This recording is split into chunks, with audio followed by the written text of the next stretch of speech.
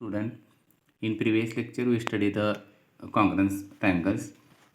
After that, 14th chapter, that is compound interest. Today we start compound interest.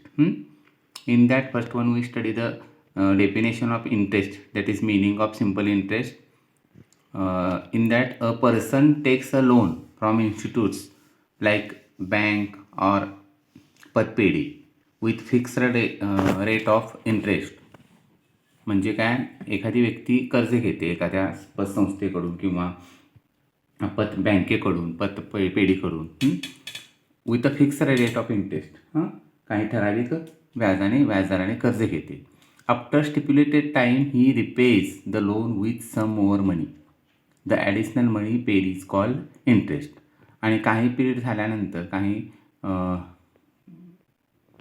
ठराविक मुदतीनंतर तो काय करतो, तर ही ते लोन पण परत करतो आणि त्याच्याबरोबर काही ॲडिशनल म्हणजे अधिकची रक्कम पेड करतो. ती जी रक्कम अधिकची रक्कम जी आहे त्याला आपण काय म्हणतो, इंटरेस्ट असं म्हणतो.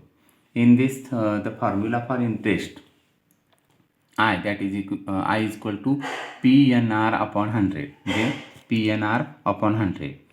P here P means I means interest, P that is principal, N is number of years, R is rate of interest at PCPA. मग या ठिकाणी आपल्याला सिम्पल इंटरेस्टची मिनिंग म्हणजे definition of simple interest and formula for the simple interest. Definition लक्षात आली. A person takes a loan from institutes like bank और पतपेढी with a fixed rate of interest. After stipulated time he repays the loan with some more money. The additional money paid is called interest. And formula for the simple interest, I is equal to PNR upon 100. After that we study the definition of compound interest. म्हणजेच काय, चक्रवाढ व्याजाची definition आपण study करणार आहोत. म्हणजे या ठिकाणी काय होतं बघा, when interest is charged on the principal and also on the interest occurred in the previous year, the total interest payable at the end of the period is called the compound interest. म्हणजे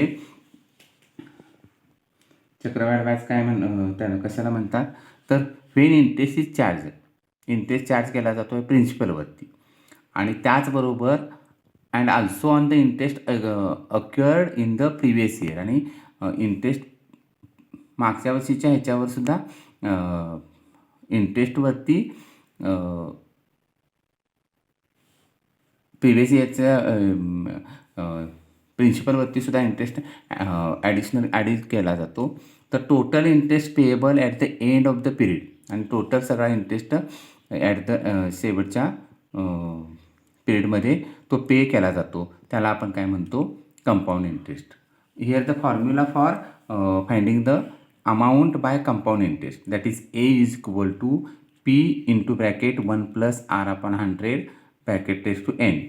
या ठिकाणी आता formula आपल्याला compound इंटरेस्टचा आहे की A is equal to P into bracket 1 plus R upon 100 bracket test to N. Here A is equal to amount, P is equal to principal, R is equal to rate of interest and N is equal to number of years or period. त्याबरोबरच आपल्याला amount आपण calculate केली, पण compound interest find out करायचं असेल तर formula for compound interest is equal to amount minus principal.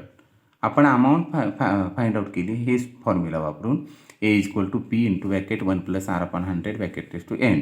पण compound interest find out करत असताना अमाऊंट मायनस प्रिन्सिपल म्हणजे A मायनस P केल्यानंतर आपल्याला कंपाऊंड इंटरेस्ट मिळतो. त्या पद्धतीने आपण आता काय करणार आहोत, सिम्पल इंटरेस्टवर आधारित depends on simple interest we study the examples in the previous year. In this year we study how to find out the compound interest by using the formula.